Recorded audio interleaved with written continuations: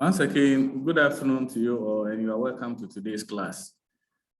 We will be treating the concept of motivation. And by the end of the lecture, it is expected that students should be able to explain motivation in their own words. Additionally, it is my expectation that students will be able to distinguish between the two main schools of thoughts or nomenclatures of motivation, which are the need-based theories and the process-based theories. Generally speaking, there are two main schools of thought that have advanced explanation to why people become motivated to achieve a particular task or to perform a particular objective. And we will be visiting them. So by the end of the day, I expect you to understand these two. Then I will also be introducing you to some specific theories under these two main schools of thought that have been advanced to explain motivation.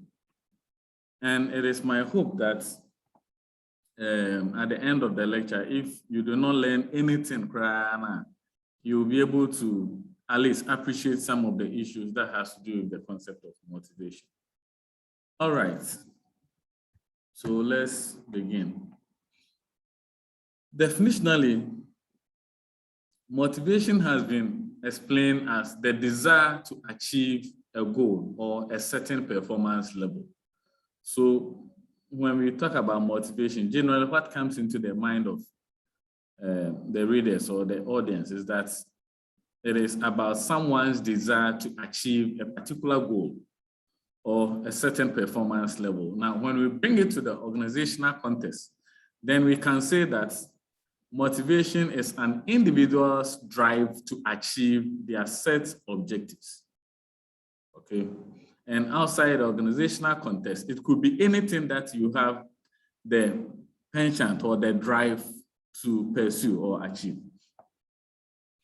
Now, when we refer to someone as being motivated, we primarily mean that the person is trying very much to accomplish a certain task, which could be within or outside the organization. And motivation is clearly an important, if someone is to perform well. However, it is not sufficient.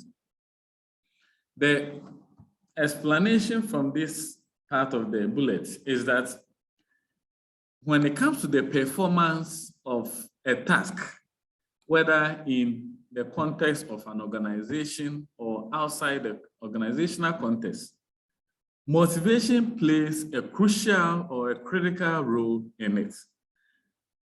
However, motivation alone is not sufficient. So if we try to philosophize it, what it means is that motivation is necessary, but not sufficient to ensure the accomplishment of a particular task. So what are the other factors which comes into play when it comes to our job performance? And I believe we did this when we were treating employee work attitude. But just to rehash,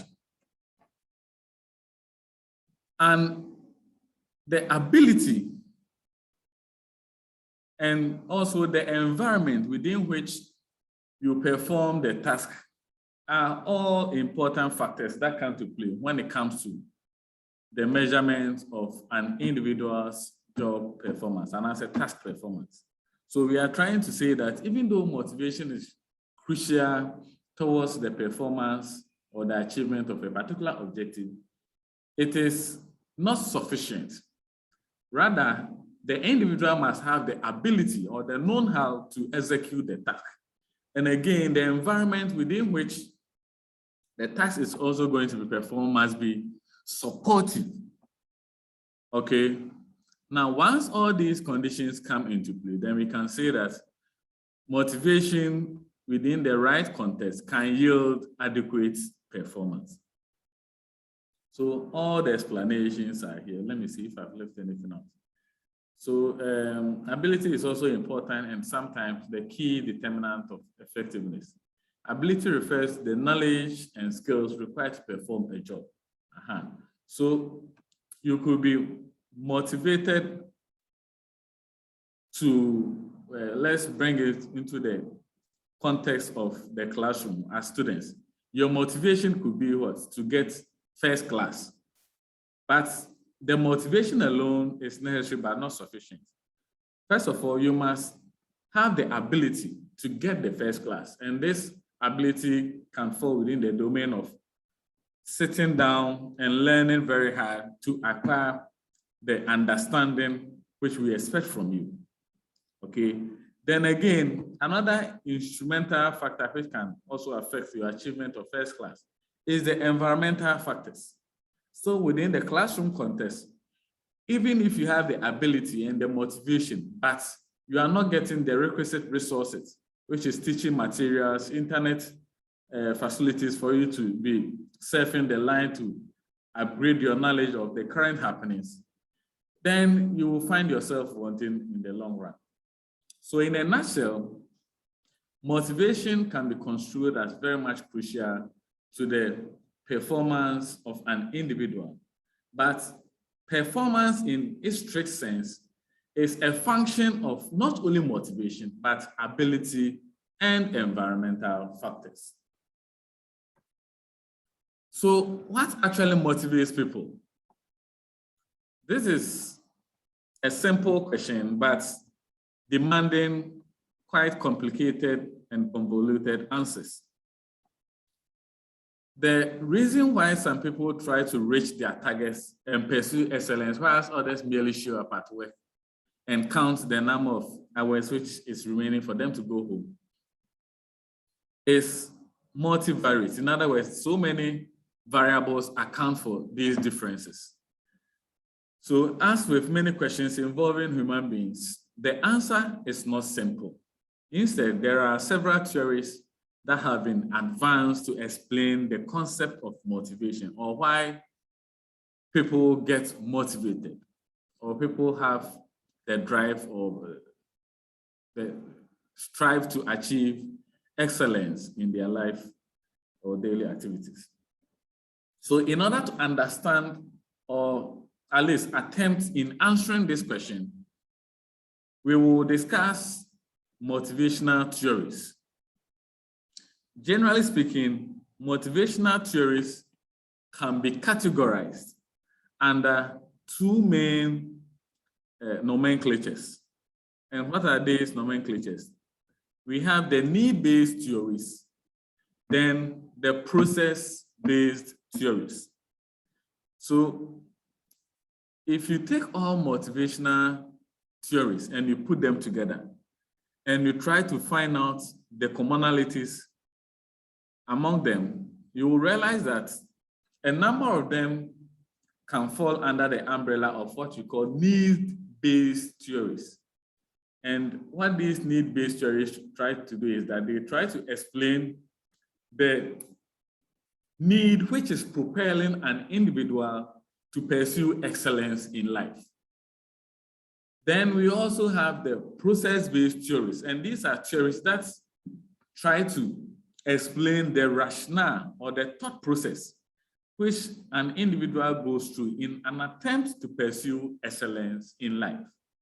Another name for the need-based theories is what we call content theories, because they tend to explain the contents of a motivational package for an individual. So let's take the need-based theories and look at them in turns. Then thereafter, we'll also consider the process-based theories. So the need-based theories of motivation. The earliest study of motivation involves an examination of individual needs. And that is why that particular school of thought or nomenclature was named after what? The needs, hence the need-based theory. Specifically, early researchers thought that employees try hard and demonstrate a goal-driven behavior in order to satisfy a need. Let's take it once again.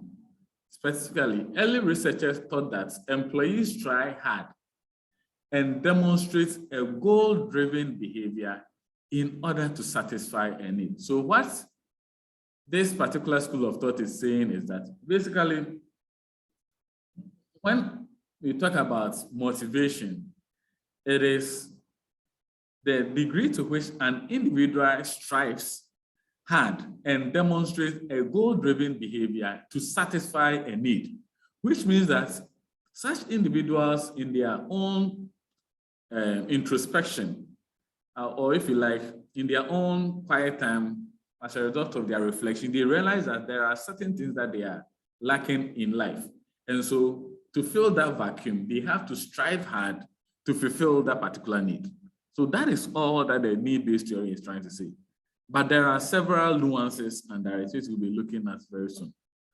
So an example is that an employee who is always walking around in the office, talking to people, may be having a need for companionship. And his behavior may be a way of satisfying this particular need. So this indicates that as a manager, if you frequently find one of your workforce loitering around, speaking with the colleagues here and there, then it should puzzle you that perhaps this particular individual is having a need for what? Companionship. And for that matter, to satisfy this need, the individual must perform a task that would demand them always moving around and speaking with people in order to satisfy this particular need. So that is how a classical need-based theorist will explain this sort of loitering around within the organizational premises. And they will advocate that such people should not be reprimanded. Rather, their job content should be designed to give them room to move around. And once you are able to do this, such people will be incentivized to give out their best. And even when the monetary compensation, and I said the monetary reward system is not enough, such people will still be satisfied. So that is the argument of the need-based theories. Now, the need-based theories also describe motivated behavior as individuals' efforts to meet their needs. So I'm trying to paraphrase what I have over here, just here. And according to this perspective, the manager's job is to identify what people need and make the work environment a means of satisfying such need. Okay, so that is why I was saying that once you identify such people within the context of the organization, you need to actually decipher it and see if it is something that brings satisfaction or happiness to them. Then you work around it to contain the situation. At this level, I'll be introducing you to 4 main specific need-based theories. 4 main specific need-based theories. And mark it on the wall. This particular material, I will entreat you to keep it because in my experience, when students get to level 300, level 400, and they are now treating it into much details, you will still be itching for this particular material. So please keep them very well. At that time, when you get back to me, I may not be able to find it because I keep on updating them. So what are these 4 need-based theories we'll be looking at? The first one is Maslow's hierarchy of needs. The second one is Adler's egg theory. The third one is Hertzberg's 2-factor theory. And the last one is Macmillan's acquired needs theory. So let's look at them in turns. Maslow's hierarchy of need. Abraham Maslow was actually a clinical psychologist. And he approached the question of what motivates people based on this simple premise. Human beings have needs that are hierarchical in rank. And how did Maslow arrive at this premise? He interviewed most of his patients who were going through some sort of clinical challenges, or what we will now construe as psychological challenges. And in order to assist them to overcome some of their challenges, there was the need for him to probe deeper into what actually motivates them. Now, having analyzed the transcripts that came out of those interviews and compared it with the larger population outside the clinics, that is, outside the premises where he was conducting the interviews, he came to a conclusion that indeed human beings' needs can be hierarchically arranged. And by this, he meant that there are some needs that are basic to all human beings. And in their absence, nothing else matters. And these are the type of needs which have a survival value. Now, Maslow also continued that as we satisfy the basic needs, we start looking to satisfy other higher needs. In other words, once lower needs are satisfied, they no longer serve as a motivator. Rather, we aspire to satisfy higher needs. So one thing which is for sure, as far as Abraham Maslow is concerned, is that the needs or the drive behind human behavior can be ranked in an order of priority. So he is bringing some sort of bounded rationality in terms of how we arrange our needs in order of priority. Okay. Now, Maslow, in terms of the needs that he arranged, the first one is what he conceptualized as the physiological needs. Physiological needs. And by physiological needs, Maslow is referring to the need for food, water, and other biological needs. And these needs are basic because when they are lacking, we strive to search for them. And their lack in our experience kind of overpower all other urges that we have in life. And so until we are able to overcome it, we become fixated. And a typical example is imagine being hungry. At that point, all your behavior may be directed at finding food. Once you eat, though the search for food ceases at that particular point in time, and the promise of food no longer serves as what? A motivator. So Maslow is primarily, in his argument, he's saying that physiological needs have a survival value. And for that reason, until we are able to meet those needs, it overpower or overshadow all our thought process. And once we're able to satisfy those needs, they no longer serve as a motivator. We try to search for other higher needs. So that is the logic behind Maslow's arrangement. Now, Maslow is also of the view that once physiological needs are satisfied, people tend to become concerned or preoccupied about safety needs. That is, are they free from other threats of danger, pain, and uncertainty as far as the future is concerned? Now, once we are also able to cater for our safety needs in terms of danger, pain, and so on and so forth, then we strive for social needs. So by this point, you are content with the bread and butter issues. You are also content with the safety net of your socio-economic environment. Then you can have the mind to be thinking about companionship or some sort of attachment. So that is where the social needs come in. And so the social needs refer to the need to bond with other human beings, belong, to be loved, and form lasting attachments with others. So in Maslow's thinking, when you are very much hungry or thirsty, that is not the time to be concerned about your loved ones or to be looking to make new friends. Okay. And the fourth need in that order of priority is the esteem need. And by esteem need, Maslow is referring to the desire to be respected by one's peers, feel important, and also be appreciated in your social environment. And in the strict sense of it, esteem needs are contingent upon the social attachments that you also create, because we gain esteem from our friends, our peers, our co-workers, and other people in our community of practice.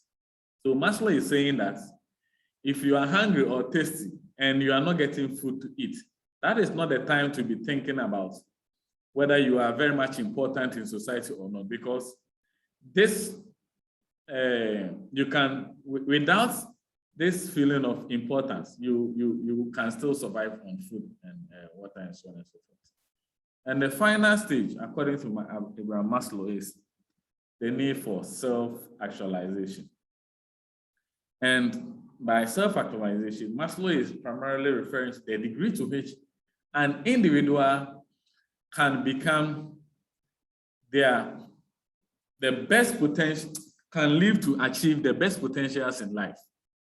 So here we are talking about things that you aspire to accomplish in your lifetime and living to see this particular dream materialize.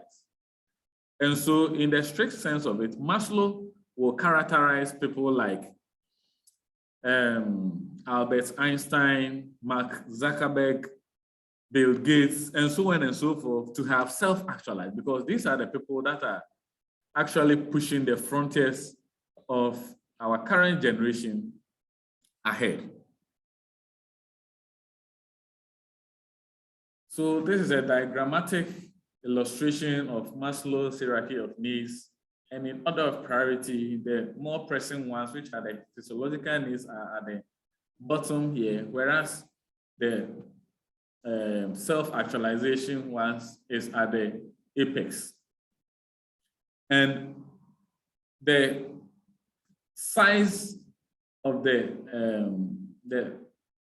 pyramid, the portion where you find yourself, whether at the apex, which is quite smaller, to the bottom, which is quite larger, tells you the degree of importance that Maslow attaches to it.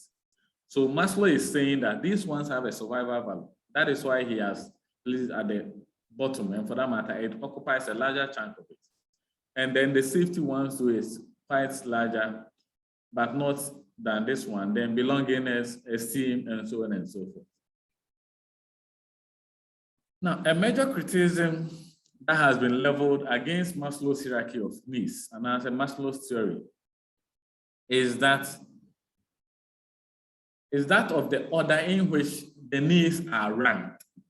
So look at them again. Physiological is at the bottom here. Self-actualization is here. Esteem is here. Belonging is here. Safety is here. Most of the critics are advancing a counter-argument that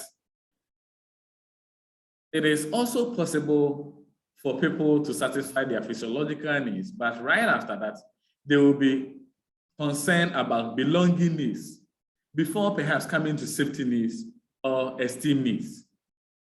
And the reverse is true. So unlike Maslow, that has presented this hierarchy of needs in a rigid fashion, ranging from physiological needs through to self-actualization needs, most of the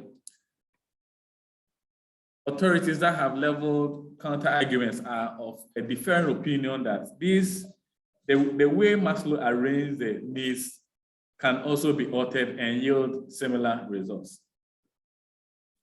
And again, many of the arguments that Maslow advanced in his theorization have been found to be lacking empirical evidence, in the sense that theoretically, this is what Maslow is saying, but empirical-wise, some people may satisfy their physiological needs, and they may never be able to reach this self-actualization need.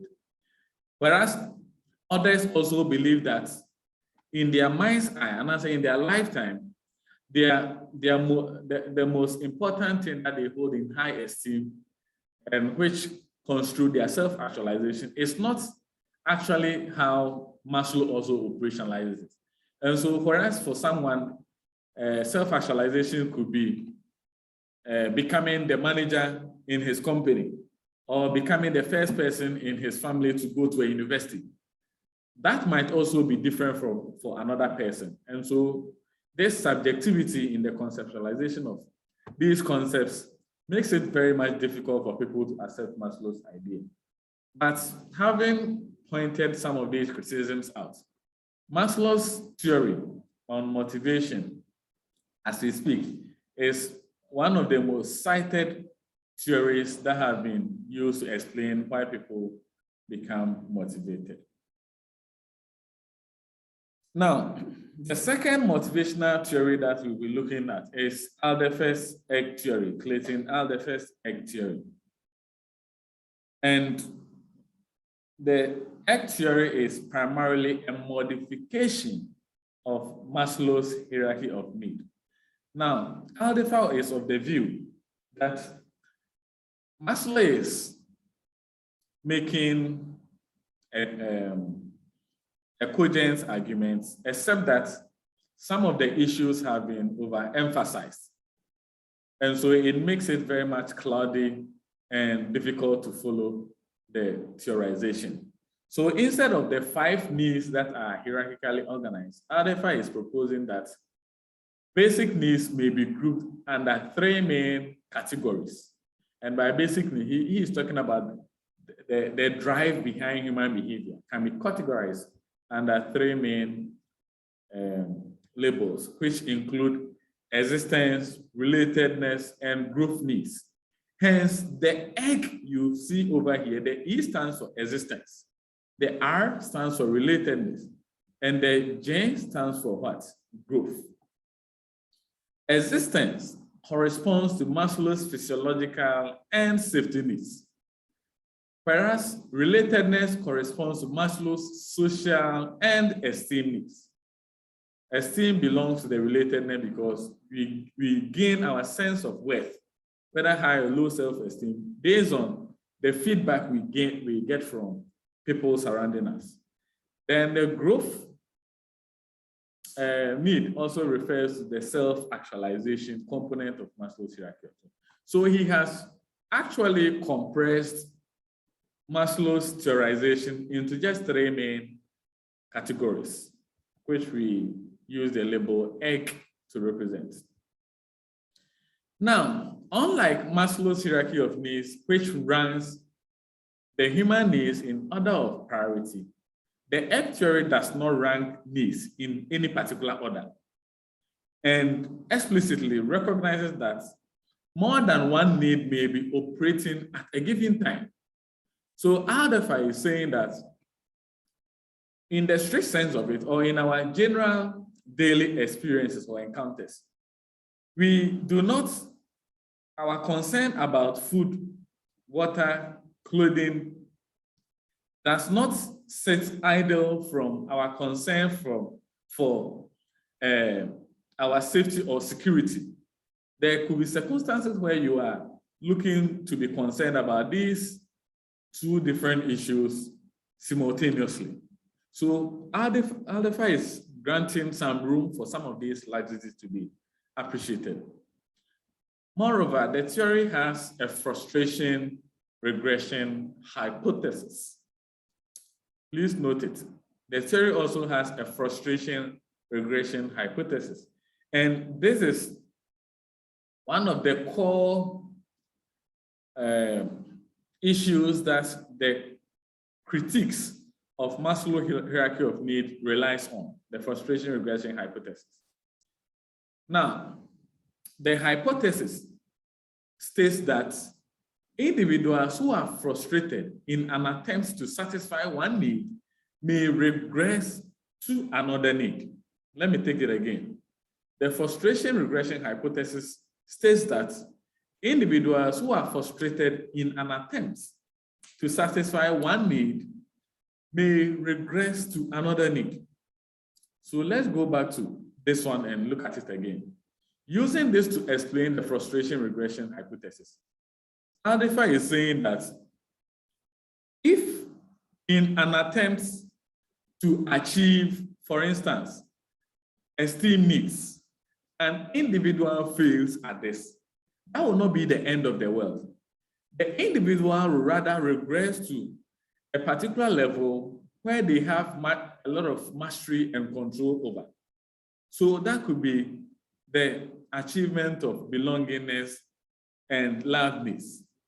Likewise, if an individual in an attempt to self-actualize or reach their fullest potential in life, they encounter a lot of hurdles, and for that matter, they fail.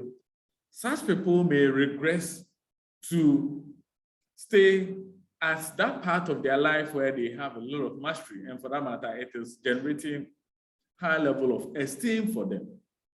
So that is primarily the frustration regression hypothesis. So as you progress towards the achievement of these needs, at any point in time, once you get frustrated or you fail, you regress to a particular level where you have a lot of mastery and control over. So an example is this: someone who is frustrated by growth opportunities in his job and progress towards career goals may regress to relatedness needs and start spending more time socializing with co-workers. After all, that should not be the end of life. Okay. Now, so we are done with Maslow's hierarchy of need, Ardeffer's egg theory. We are now moving on to Herzberg's two-factor theory.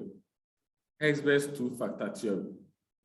Now, the two-factor theory was propounded by Friedrich Herzberg.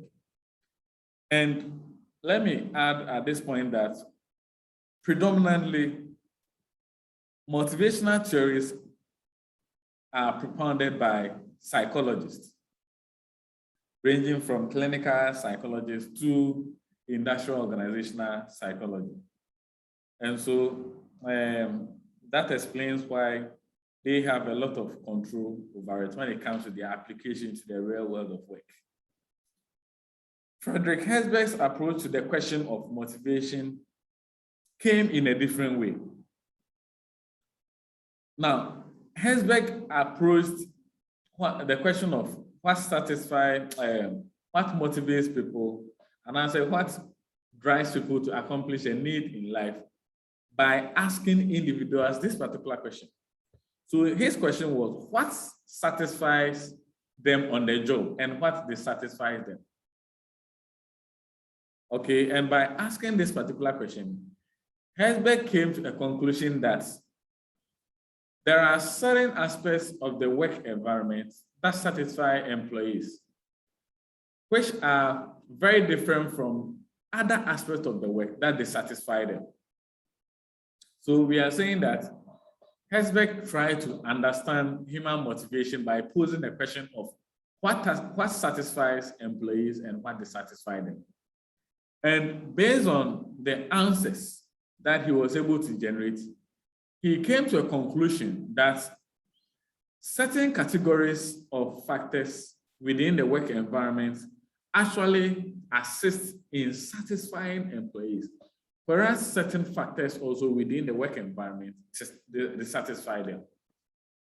Now, based on this particular conclusion, Herzberg labeled the factors causing dissatisfaction of workers as hygiene factors. Hygiene factors. And he labeled them as hygiene factors because these factors were part of the context in which the job was performed, as opposed to the job itself. In other words, these factors are extrinsic to the job. They are found within the working environment, all right, but they are not part of the performance of the job itself, okay? And the rationale behind his labeling of the factors causing dissatisfaction as hygiene is that Herzberg is of the view that once these factors are put in place within the work environment, it kind of creates a healthy atmosphere within which the general workforce or employees can have a peace of mind to contribute to their quota. So it's like the normal hygiene we talk about, except that these ones have been extended to explain factors within the work environment. And hygiene factors, according to Herzberg in his seminar paper, include company policies, policies that have been formulated to regulate do's and don'ts within the company, the kind of supervisor you have, the general working conditions you find yourself in, the salary that you receive, the safety nature of the work environment, security on the job, and so on and so forth. Now, to illustrate this, imagine that you are working in an unpleasant work environment. Your office is too hot in the summer and too cold in the winter. You are being harassed and mistreated. You would certainly be miserable in such a work environment.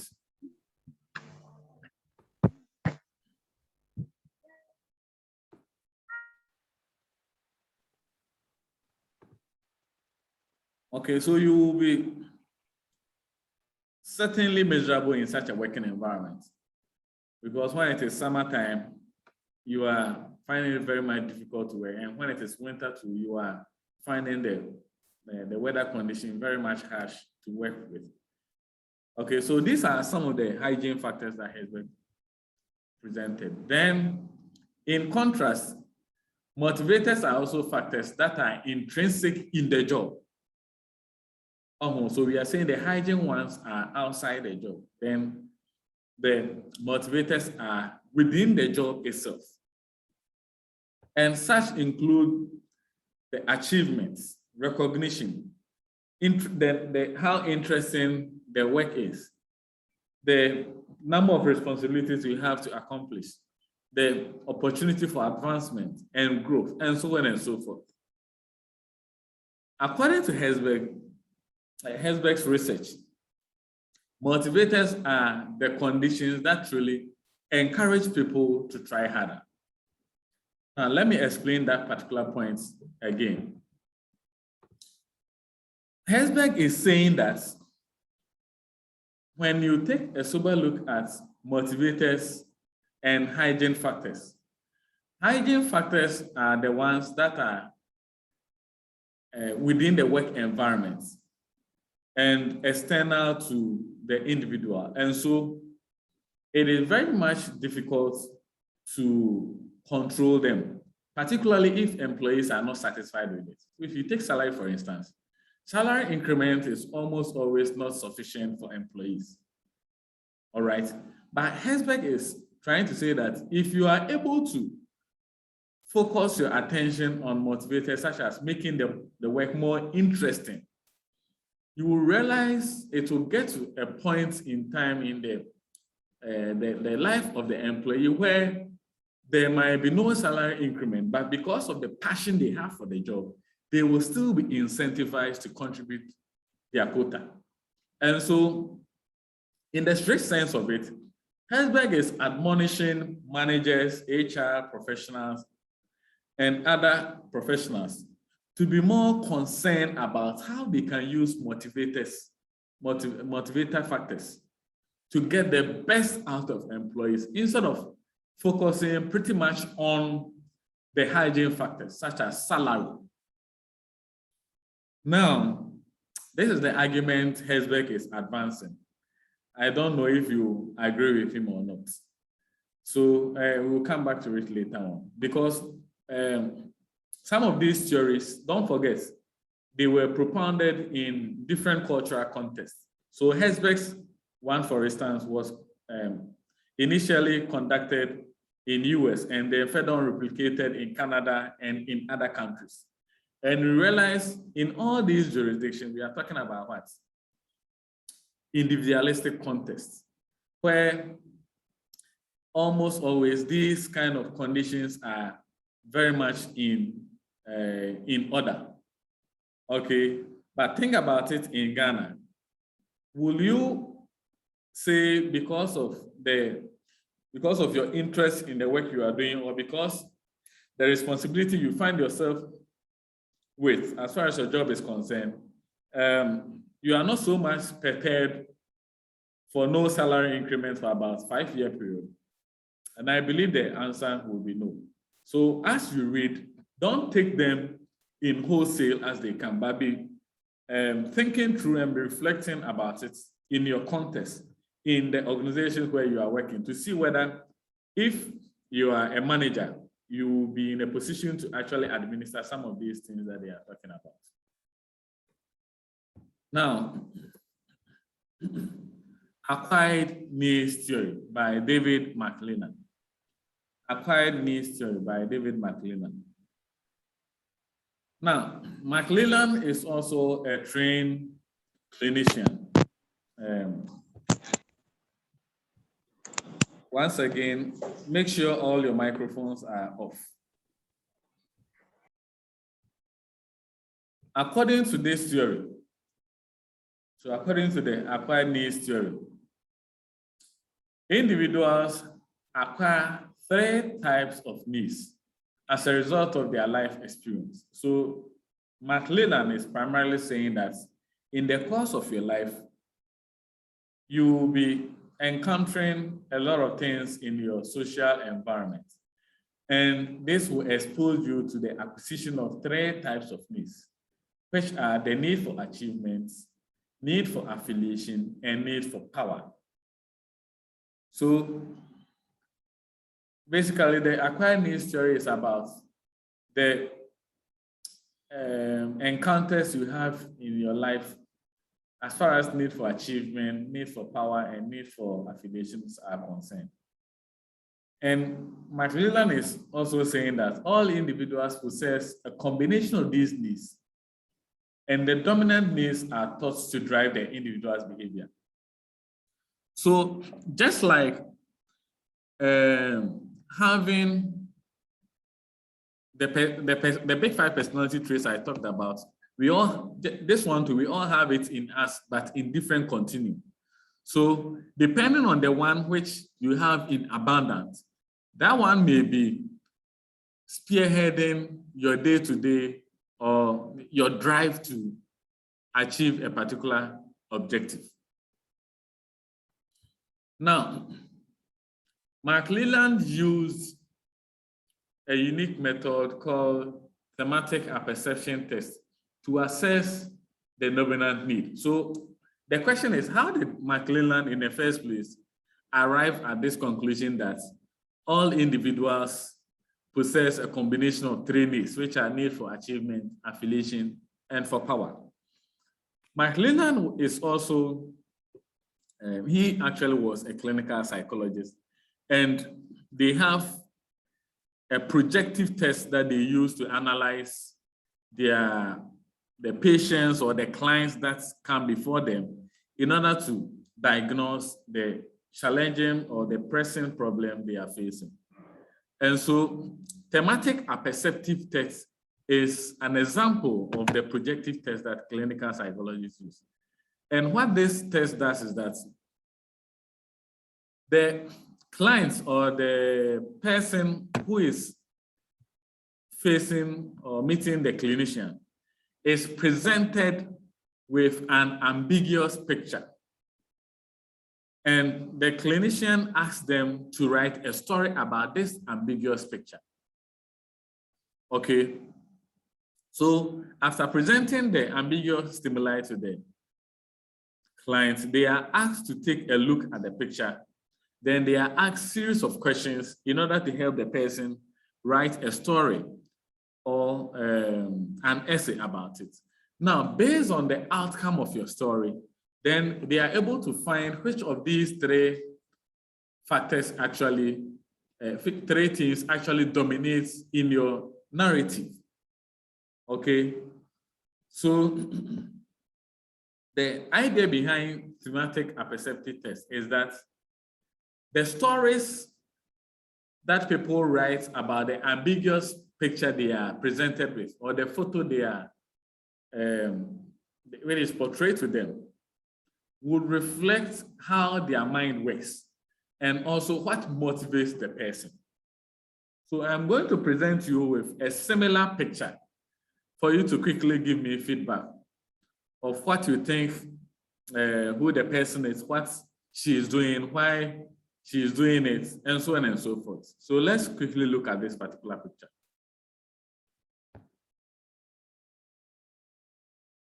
Now, can you all see the picture? Yes, sir.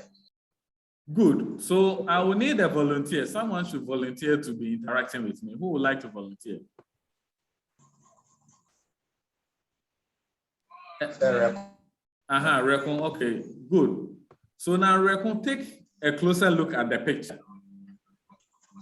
Okay, take a closer look at it. Analyze it for about 10 seconds. I'll be asking you some series of questions.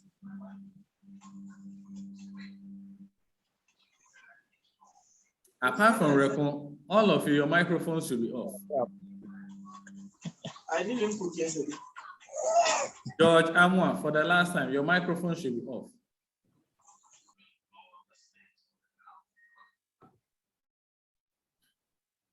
Okay, Rekon, so are you there? Sir, I'm here. Good. Can you tell me, the first question is, who do you think is on your screen? Who is she? She's an exciting woman looking at a picture.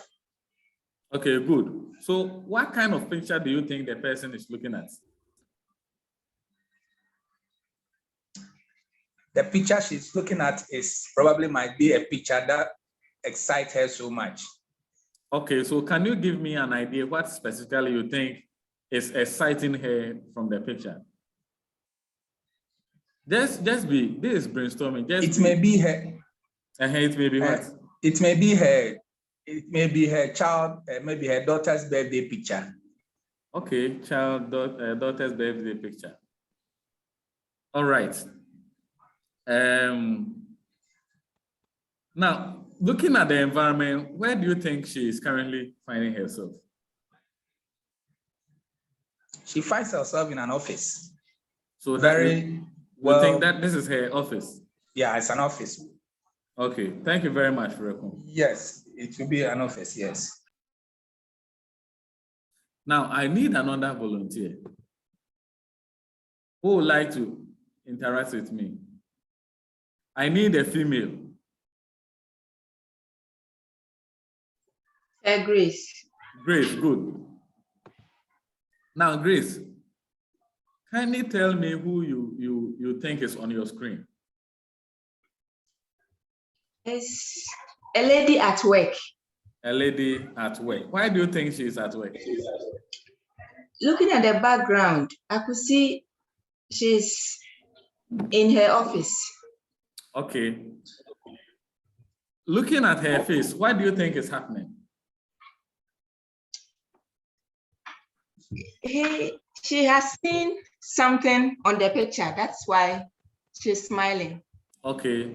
So can you be more specific what she's viewing on the frame? What do you think she's viewing on it? It could be her husband.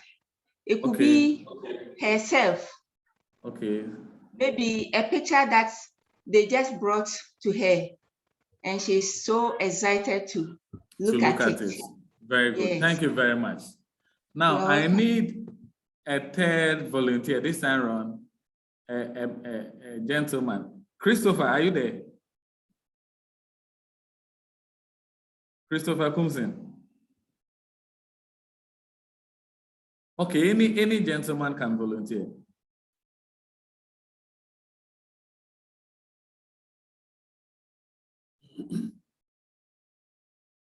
Hello, who would like to volunteer?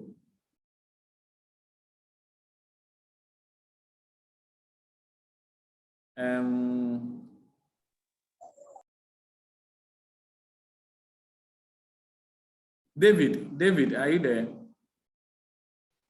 Yes, sir. Good.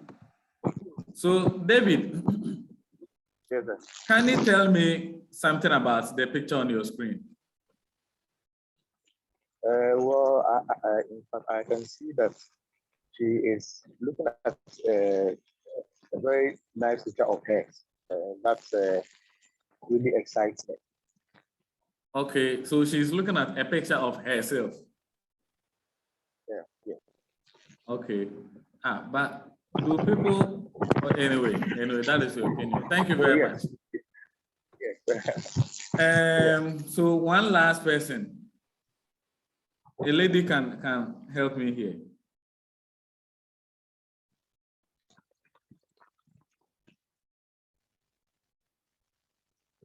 Oh, who would like to try? Emanuela. Yes, sir. Emanuela, tell me something about the picture on the screen. What do you think is going on? The lady is looking at something on the frame that excites her. Okay, and what can this something be?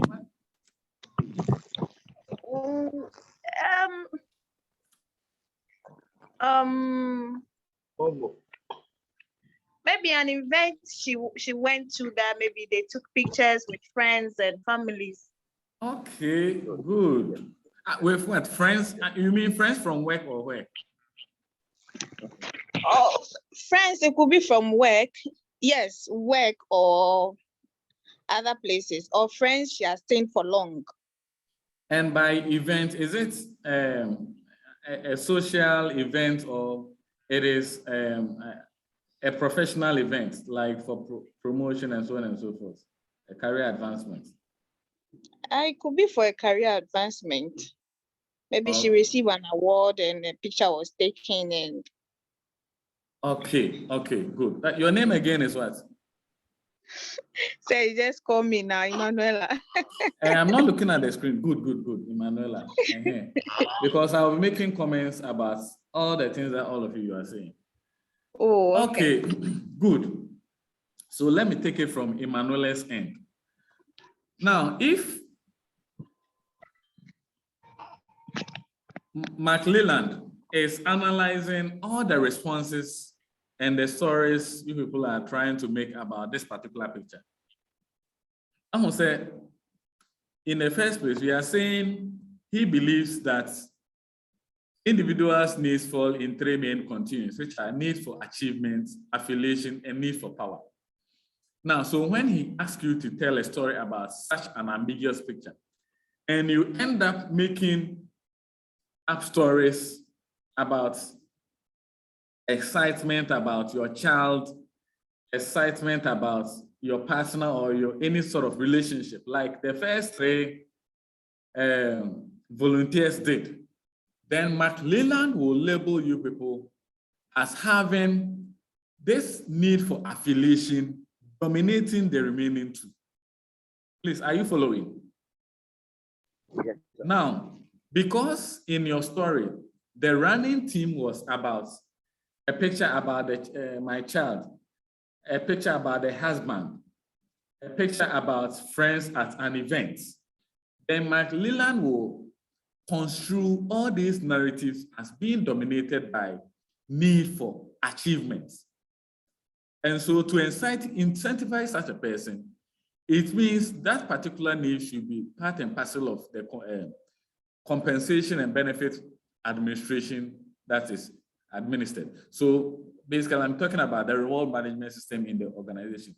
Once you are identified to be having higher need for affiliation, then it suffices to say that such should be a part and parcel of the reward management system that is geared towards you. Now, Emanuela's last pass, that was after I did back and forth with her, she made mention of the lady perhaps looking at an award. Now, this particular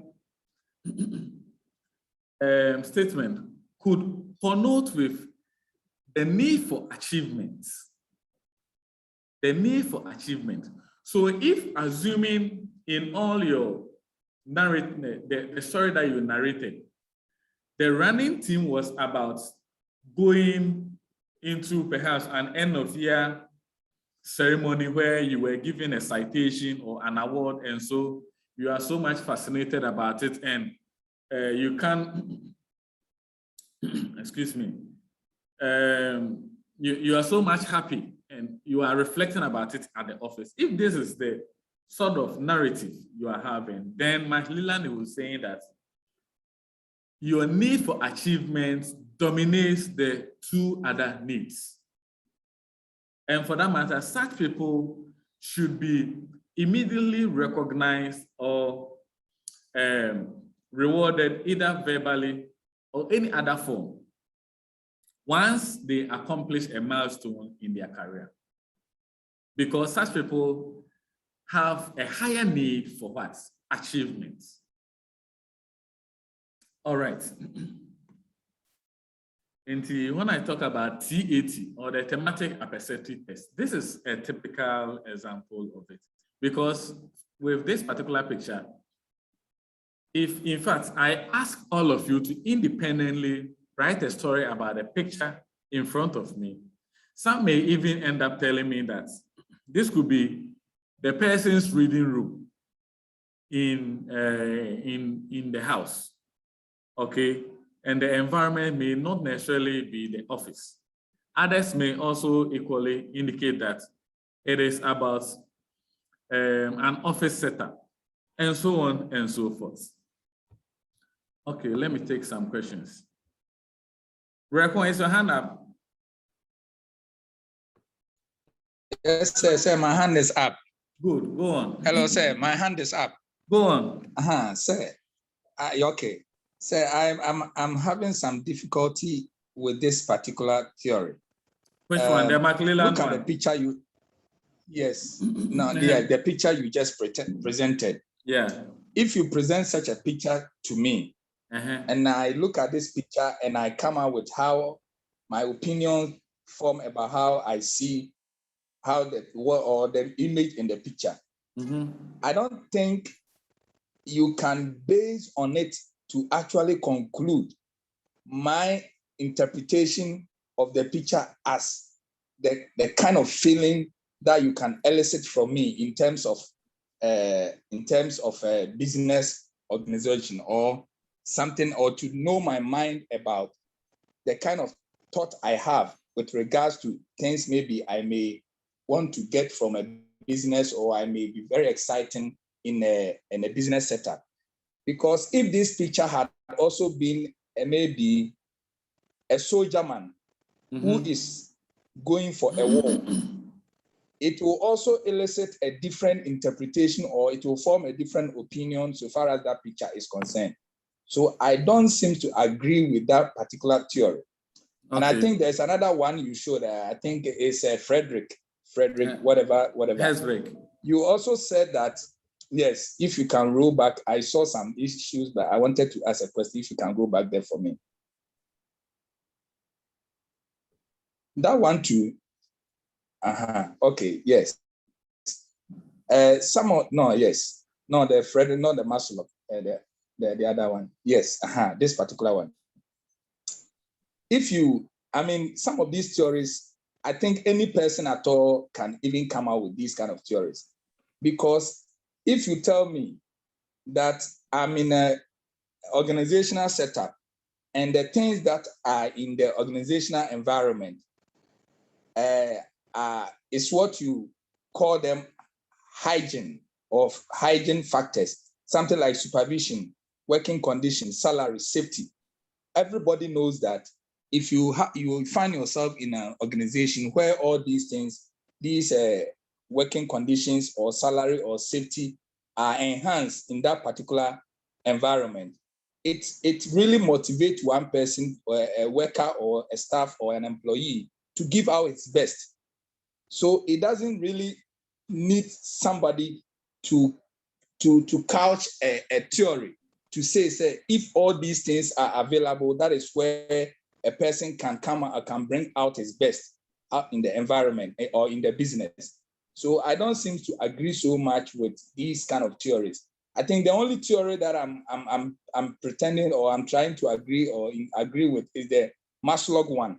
That one, you could see that naturally, if somebody gets to a certain point of his life, there are certain things before he becomes aware, he's doing it.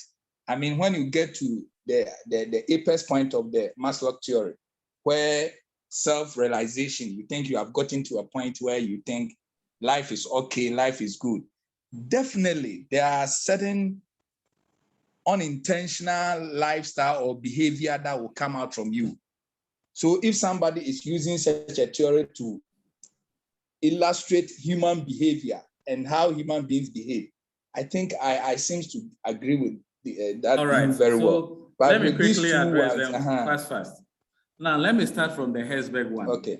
So I am just hoping that when you go, you take your time, you read what I have over here to understand it in details before you start raising some of these criticisms, because it is welcome for you to critique these theories, but you don't have to be critiquing it outside the premises that, or the premise that they are laying for their arguments.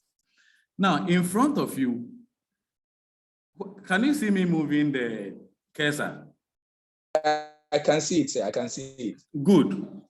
Herzberg's first premise is that within the context of the organization, there are certain factors which causes dissatisfaction of workers. Now, tell me, when salary is not enough, does it cause satisfaction or dissatisfaction?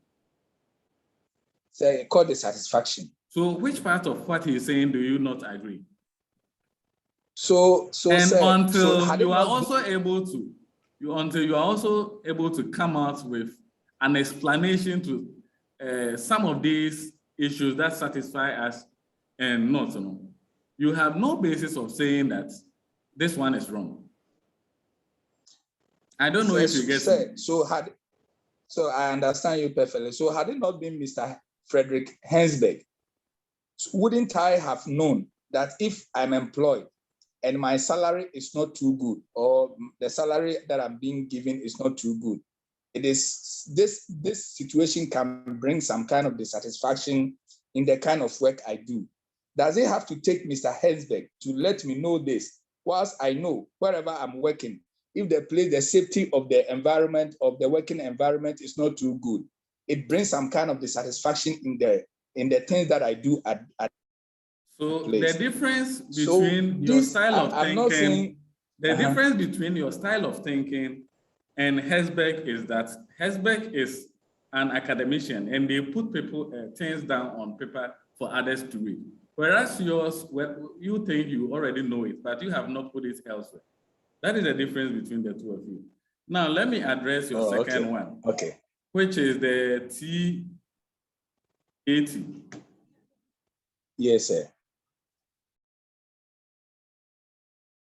It's this one, right?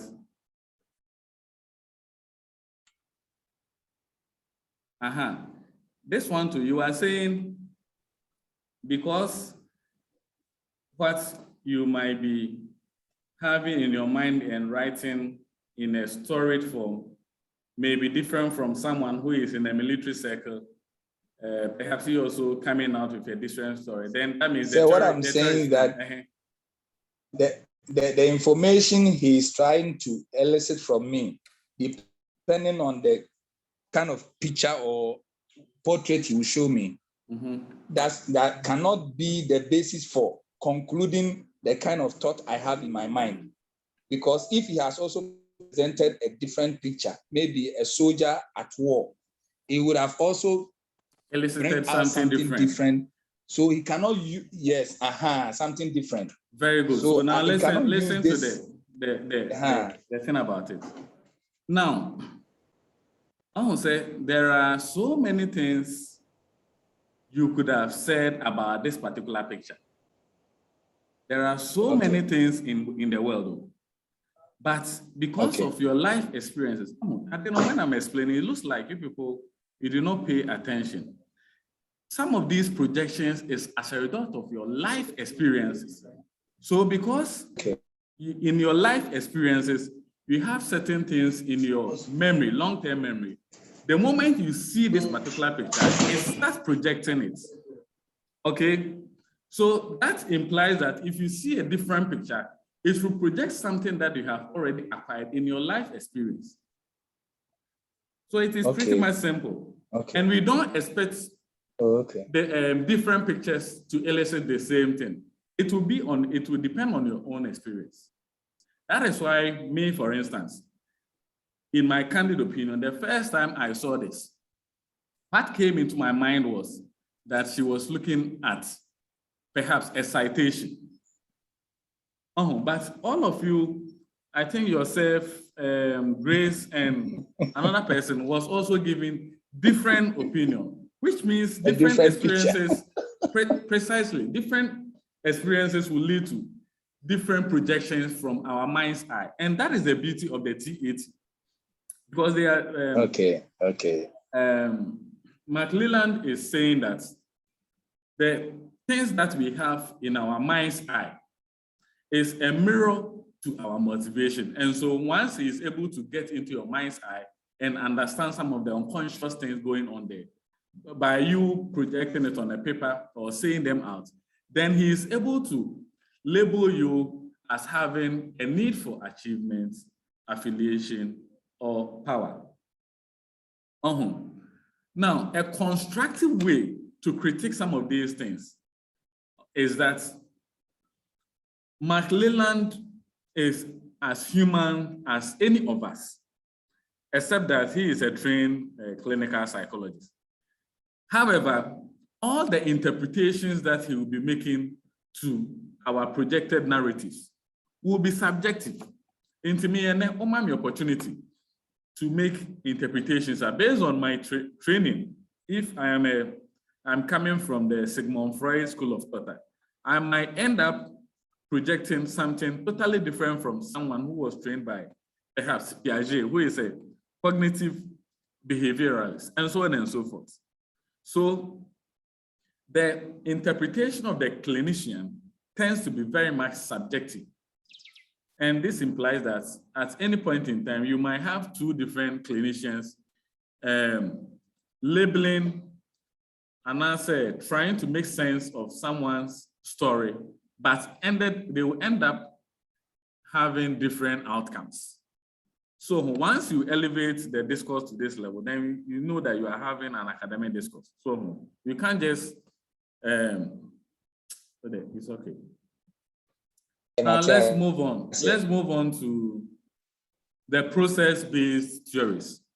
So the main difference between the need-based theories and the process-based theories is that the process-based theories go beyond the identification of factors, and they try to elucidate the thought process which goes through or which the individual experiences in an attempt to achieve a particular need.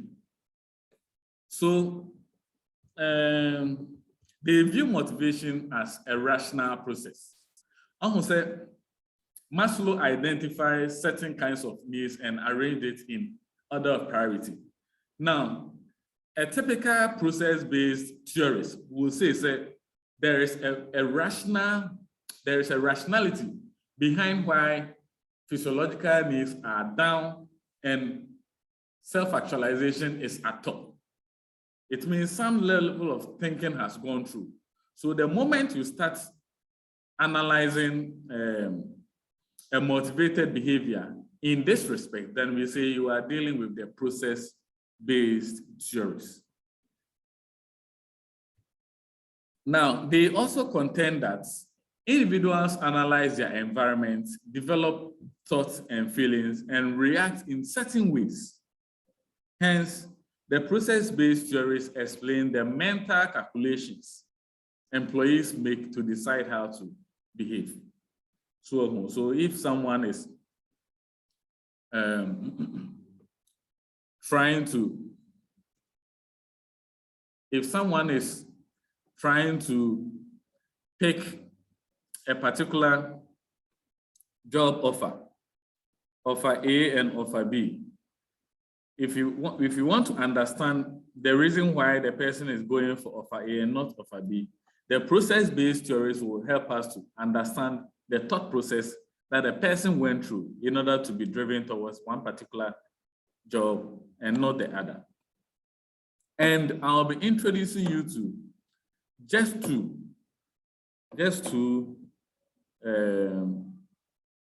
process-based theories. I'm pretty much sure that you have done in your introduction to psychology, you even did the contingence theories, and you might have also done the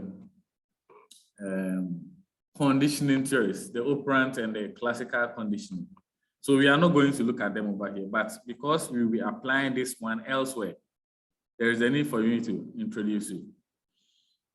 So let's take the equity theory. The equity theory, and it was propounded by Adams. So most books caption it as Adams' equity theory.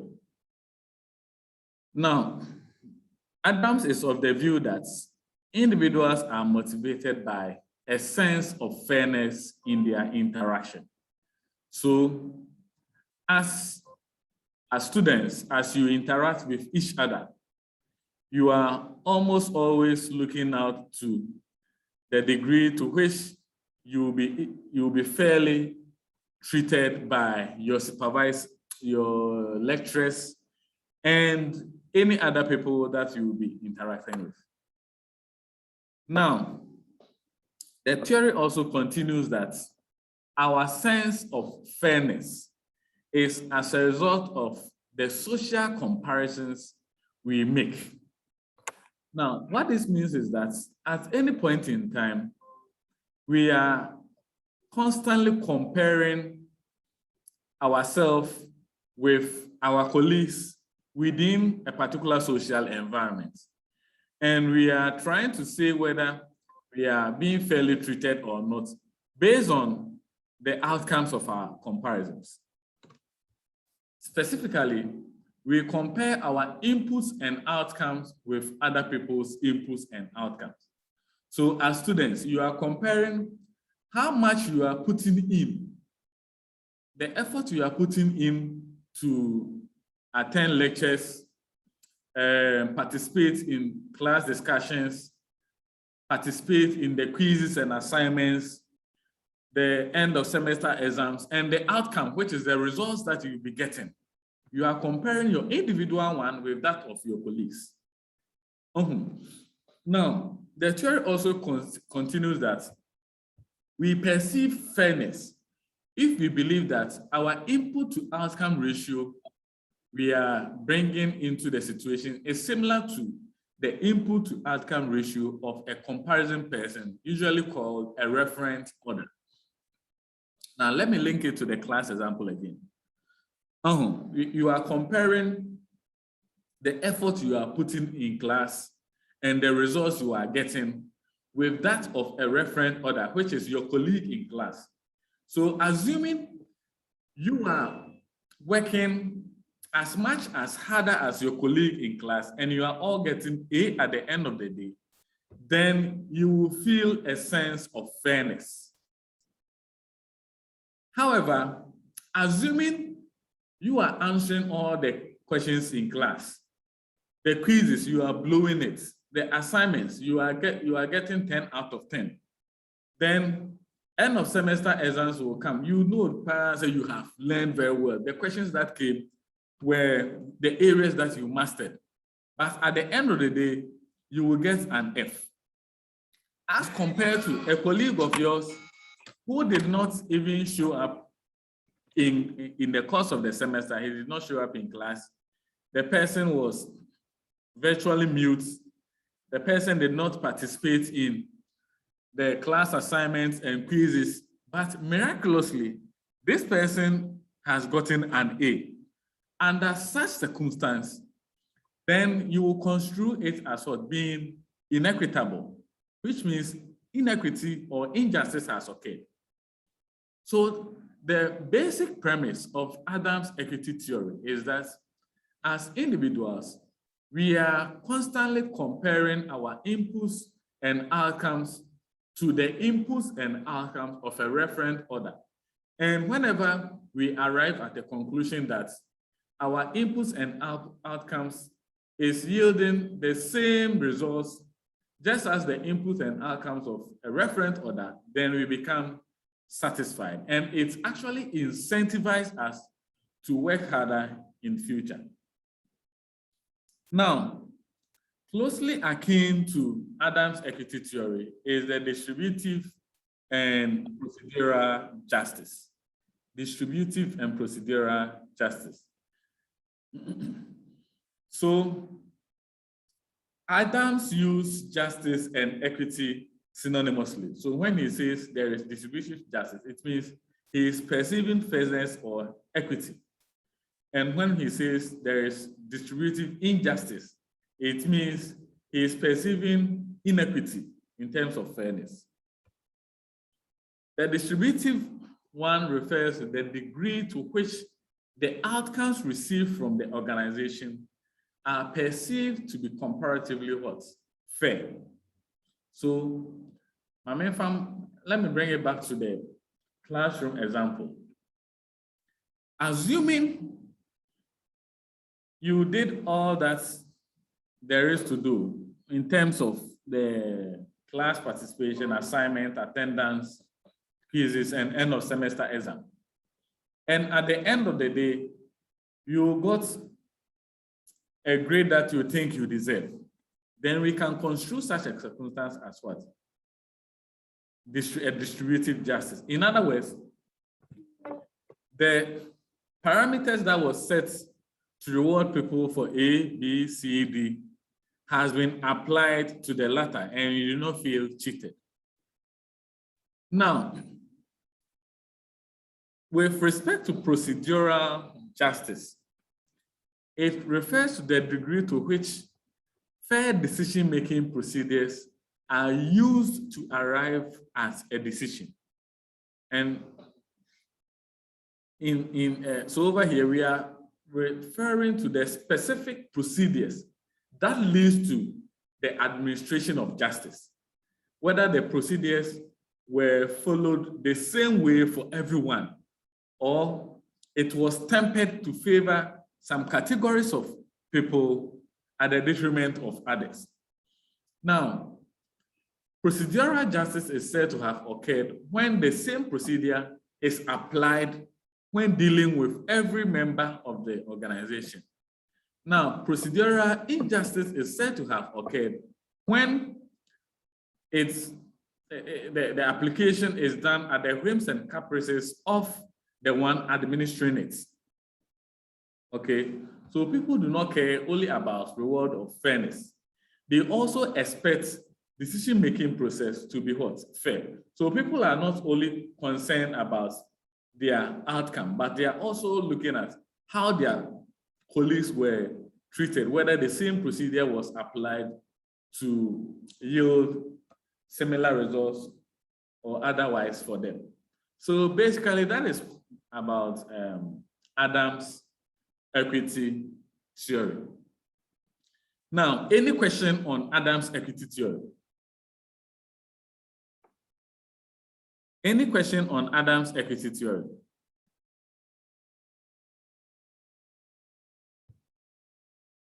Any question on Adams' equity theory?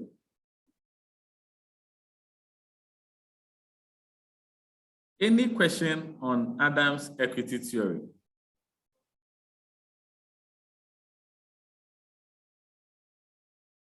So for the fifth time, no, any question on Adams' equity theory?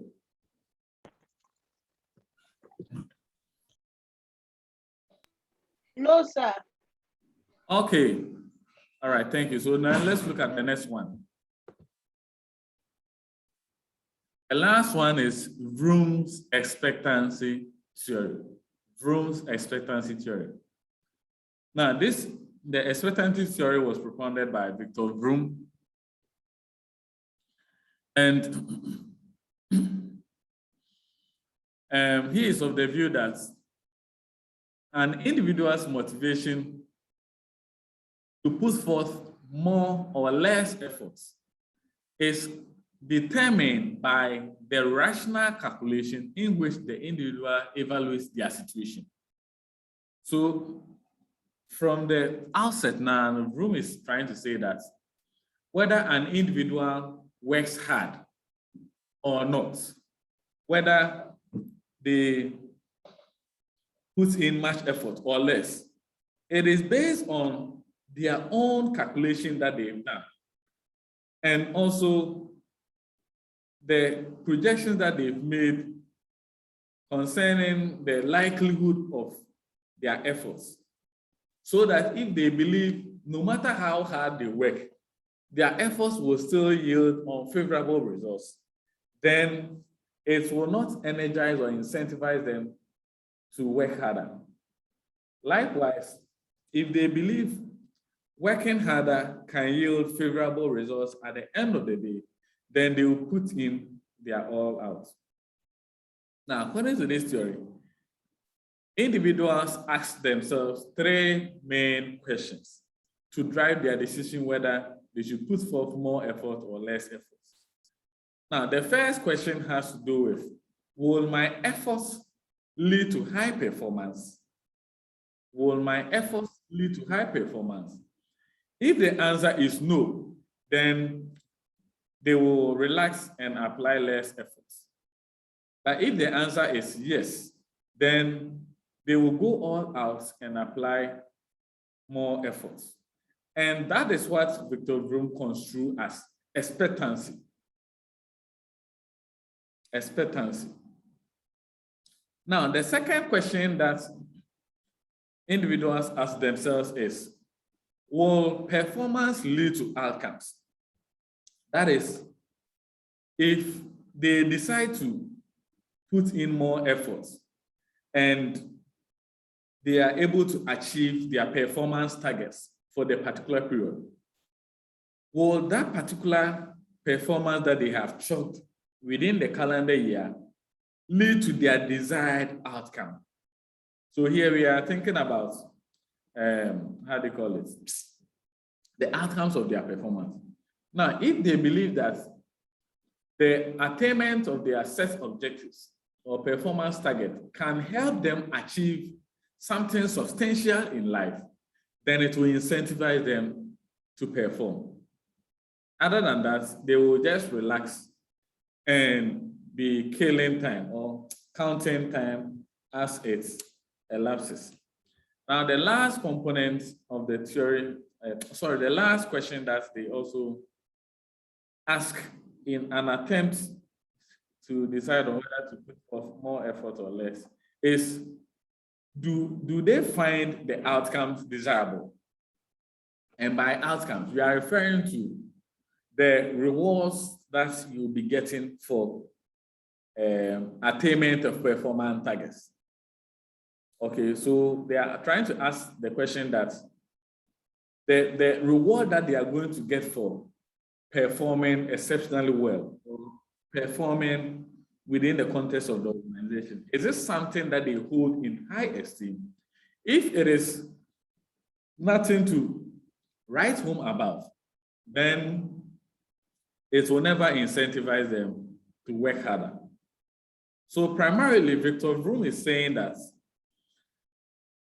an individual's motivation is contingent on a rational calculation that tries to address these three questions, bordering on effort, performance, and rewards.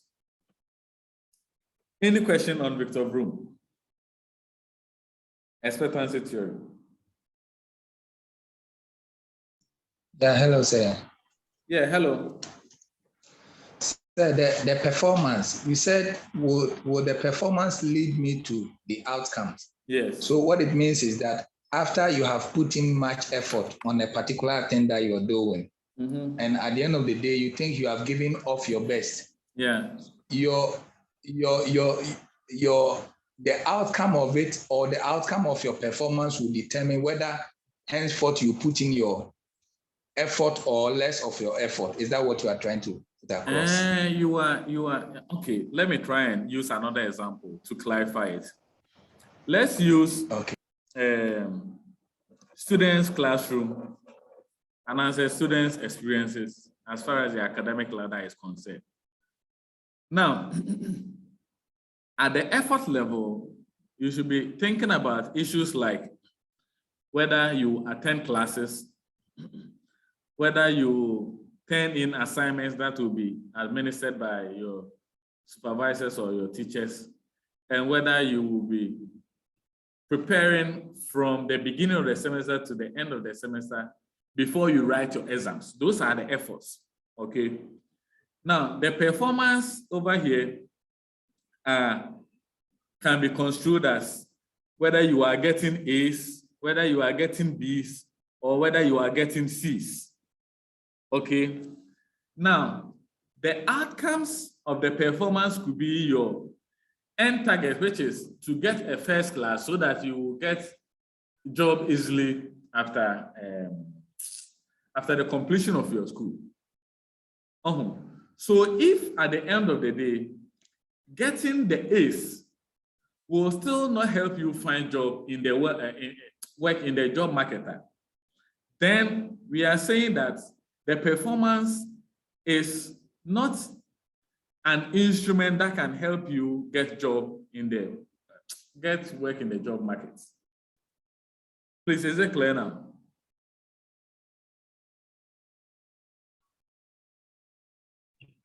Hello, is it clear now? Yes, sir. If yes, you bring sir. it to... But I was... Go on. Initially, when you were explaining, you said that the performance is where maybe whatever you are doing, if we should use the school example, you've come to school, you are doing your assignment, you attend classes, and you continue those will be the efforts. Those will be the effort. Okay, yes. Those will be the effort. Oh, rather. Yeah. So okay, if that.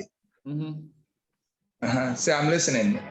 And once you put in those different efforts, it is expected that you will gain some sort of substantial grade ranging from A to F. Now, if you put in less efforts, then you are likely to get an F. If you put in more effort, you are likely to get an A. Now, the theory is saying that from the outset, if you believe that putting in more effort will not get you the A, then you might as well put in what? Less effort. Less effort, okay. Exactly. But if you believe that if you put in more effort, you'll be able to get the A, then it will incentivize you to work harder, because at the end of the day, you get your A. So the A becomes the outcome of your performance over here. And we are also saying that it does not stay here. This performance and at the A that you are getting, at the end of the day, will it be able to secure you a job in the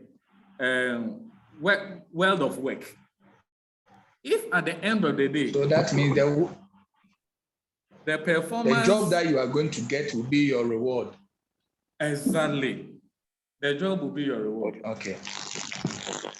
Okay. All right. So that will be all for today. These are trial questions.